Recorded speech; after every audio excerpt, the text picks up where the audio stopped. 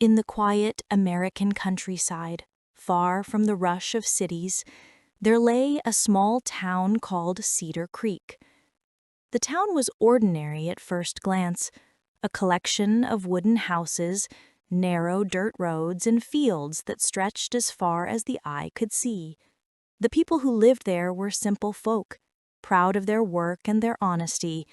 Men labored under the hot sun in the fields, women kept their homes warm and disciplined, and children ran barefoot across the meadows with dreams too big for the little town. Everyone knew each other's names, everyone shared joys and sorrows alike. But everyone also knew who among them was considered the disgrace of Cedar Creek. His name was Johnny Ray. Johnny Ray was in his 30s.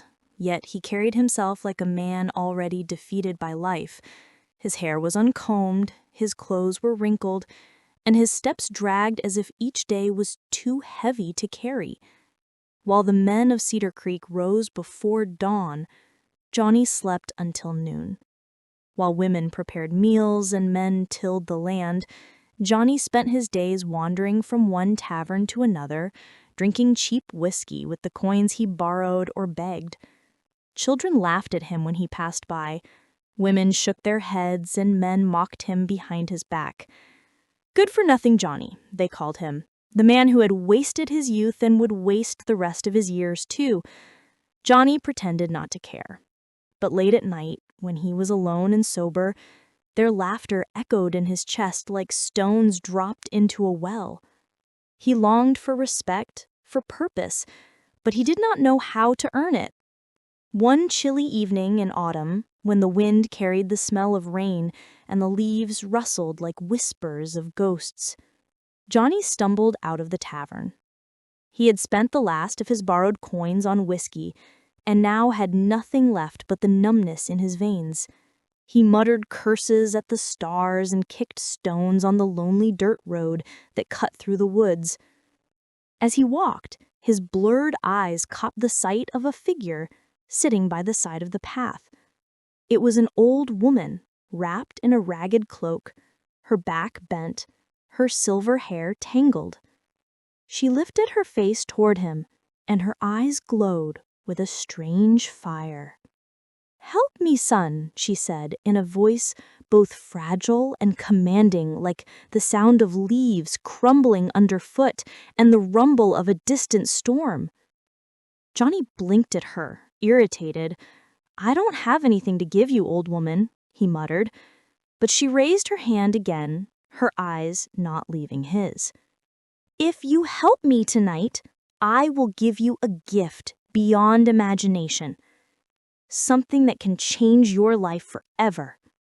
Johnny scoffed, half drunk and half curious.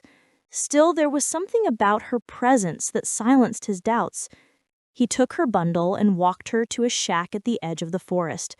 She thanked him with a nod, and then, to his surprise, she placed something in his palm. It was a seed, small, dark, and warm to the touch, as though it carried a heartbeat. "This is not a seed for the earth," she whispered. "It is the seed of the tree of time, planted in your heart, not in soil, and its power will awaken. But remember this, every gift of time demands its price." Before Johnny could ask her what she meant, the woman faded into the night, leaving him with nothing but the mysterious seed in his hand. The next morning, Johnny awoke with a vigor he had never felt before. His body felt lighter, his eyes sharper, and his steps stronger. He shaved, combed his hair, and when he walked into the town square, people stopped to stare. There was something new in his face, a glow, a presence that had never been there before. That very morning, a widow named Martha, well into her 50s, approached Johnny with tears in her eyes. She had once been admired for her beauty, but had long been defeated by time. "Johnny," she whispered, her voice trembling, "I have heard you have changed. Help me. Make me young again. I will give you everything I own."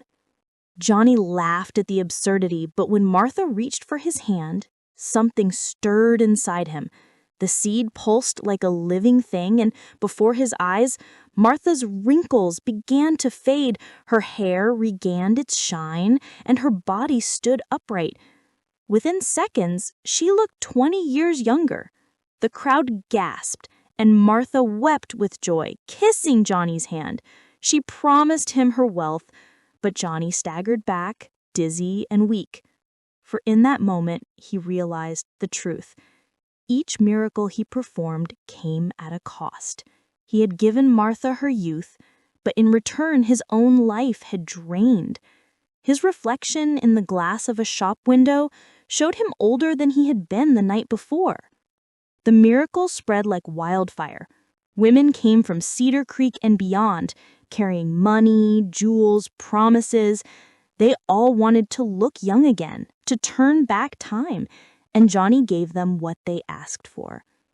With each touch, he grew weaker, his hair grayer, his skin rougher, but his pockets filled with gold. His home turned into a mansion, and the villagers who once mocked him now called him Magic Johnny. They bowed their heads when he passed, they praised his name in whispers, and for the first time in his life, Johnny tasted respect. He told himself the price was worth it, that he could endure the weakness if it meant glory and riches. But envy has a way of creeping into the cracks of admiration. One man in Cedar Creek, a farmer named Ezekiel Carter, despised Johnny. He could not bear to see a man once mocked rise above the rest. Driven by jealousy, Ezekiel followed Johnny one night into the woods. Hidden in the shadows, he heard Johnny pleading to the darkness, begging for the tree of time to spare him. When Johnny left, Ezekiel searched desperately until he too found the old woman. He demanded the same gift. The woman's eyes burned with cruelty this time. "You want the seed?" she hissed. "Then take it, but jealous hearts rot faster than old ones." Ezekiel accepted without hesitation. At first, he claimed he too could perform miracles.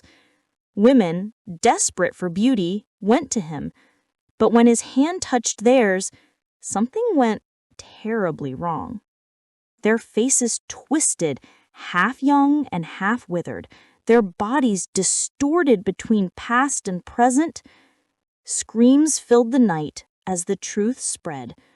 Ezekiel was no healer, but a curse. Furious, the villagers drove him out, and his name was never spoken again except in fear. Meanwhile, Johnny grew weaker by the day. His wealth meant nothing when his body was crumbling. One stormy night, the old woman appeared again, but this time she was no ragged beggar. She stood tall and radiant, her cloak glowing, her voice thunderous. She revealed herself as the keeper of time, the guardian of the balance between youth and age. "Johnny Ray," she declared, "you took what was never yours to give.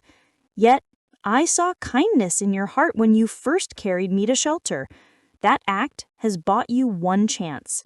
Choose wisely. Regain your youth, but lose your riches, or keep your wealth and die before the year is over." Johnny trembled. The crowds that adored him, the gold, the respect, could he bear to lose it all? Yet deep down he remembered the hollow feeling of being mocked, of being useless, of living with shame. What good were riches if his heart remained empty? With tears in his eyes, he chose youth. Overnight, his mansion crumbled, his gold vanished, and the villagers turned away, laughing once more at his fall. But Johnny was young again. He picked up a plow and joined the men. In the fields, they mocked him at first, but day after day he worked, his hands blistered, his back bent, his sweat watering the soil. Slowly, their laughter faded. Johnny became the hardest worker among them, and the same people who had despised him now began to nod with quiet respect. Years passed, and Johnny grew older, not by magic, but by labor, by honesty, by life lived truthfully. He became a mentor to Cedar Creek's children. Sitting beneath the great oak tree in the square, he told them the story of the tree of time. His voice carried regret, but also wisdom. "Children," he said, "time is the greatest gift. You cannot steal it, you cannot trade it, and you cannot hold it forever. You can only honor it by working hard, by loving others, and by living true."